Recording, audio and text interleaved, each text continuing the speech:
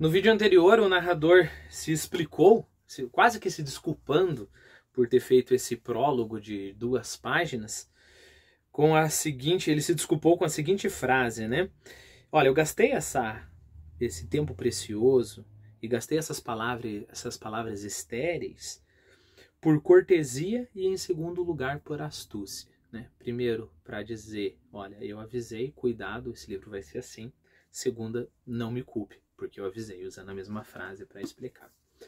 Aliás, até me agrada que meu romance tenha se dividido por si mesmo em 2 relatos, mantendo a unidade essencial do todo.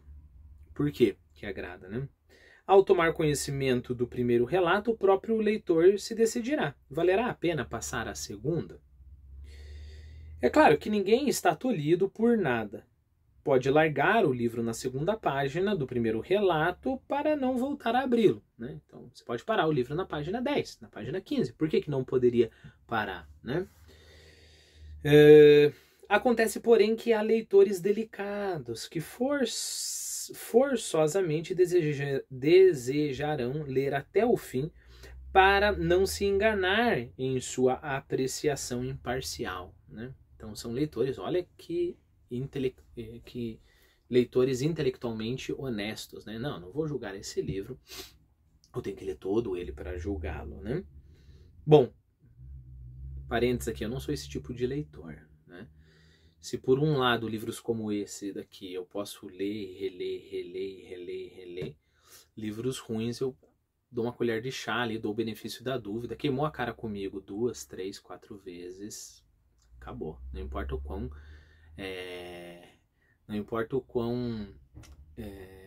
como é que se diz, viciante seja a história, né? Então já abandonei um monte de livros na página 50, página 100, página 200, né? Mas o escritor aqui, o autor, né, tá falando, olha, tem muitos leitores que têm essa prudência, né? Esses pudores, melhor palavra para isso. E eles vão querer ler até o fim para falar, não, realmente esse livro é ruim. Assim são, por exemplo, todos os críticos russos. Aqui fica a pergunta, né? Será que ele está sendo irônico? Parece que está sendo irônico, né?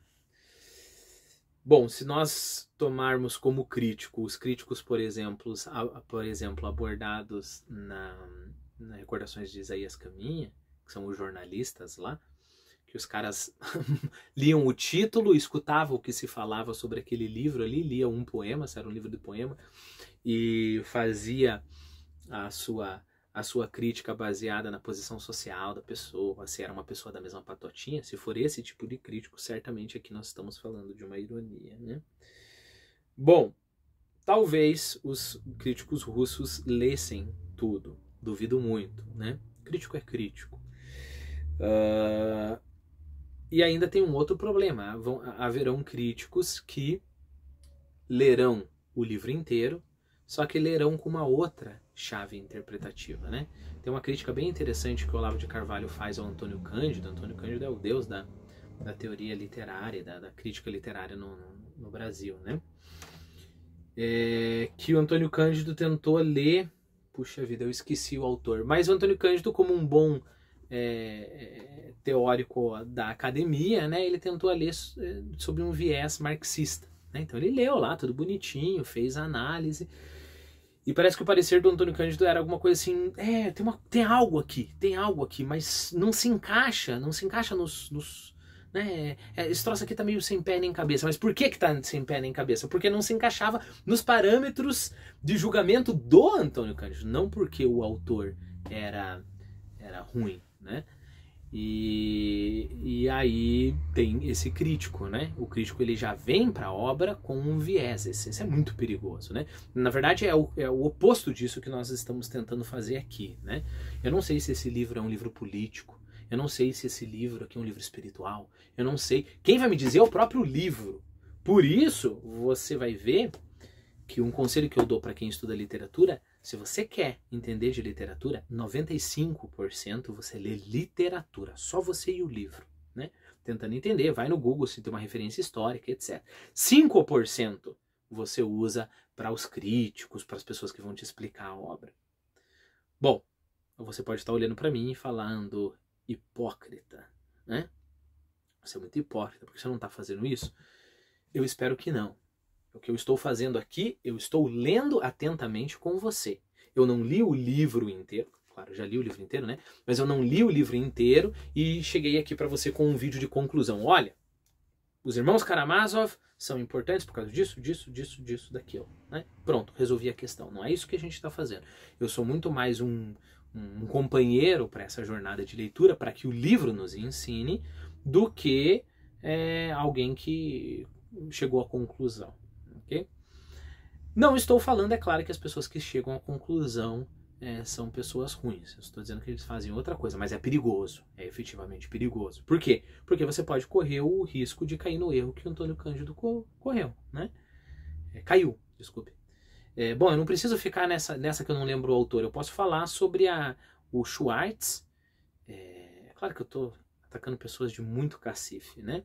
Mas eu vi um vídeo dele falando sobre o Machado de Assis, e aí ele dá toda uma interpretação ali sociológica para aquilo, que Machado de Assis escreve disso por causa dos oprimidos, etc, que não tem nada a ver com o que o Machado de Assis faz, nada a ver mesmo. Mas ele foi para a obra com os óculos já dessa interpretação, né? Então é esse risco que se corre. Mas é claro que tem gente que faz isso e faz isso com muita competência. Até o próprio Antônio Cândido, até o próprio Schwartz, em outros momentos, com certeza, eles fizeram isso com muita competência, né? Sei lá, o Carpo, por exemplo, faz isso com muita competência, né? Mas voltemos à nossa obra. Assim são, por exemplo, todos os críticos russos.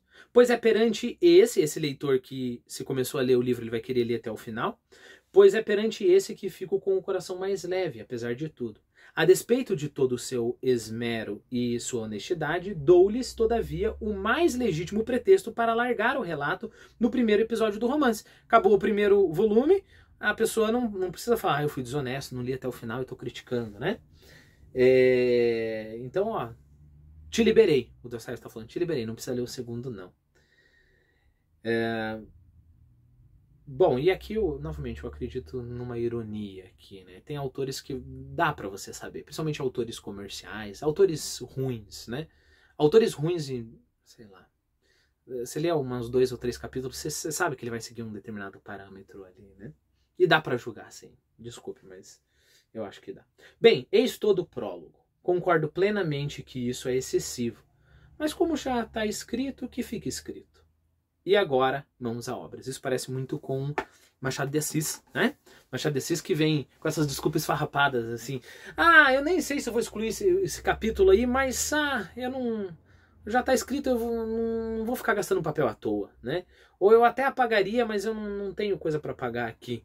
Eu até escreveria um outro capítulo, mas o papel já está no fim. Tipo, coisas assim, né? E é claro que o que está eu acho que até tem uma passagem do Machado de Assis que faz referência explícita a isso.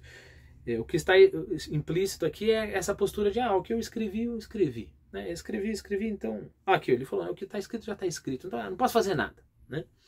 Lembre-se que esta frase, né, o que escrevi, é uma frase do Pôncio Pilatos.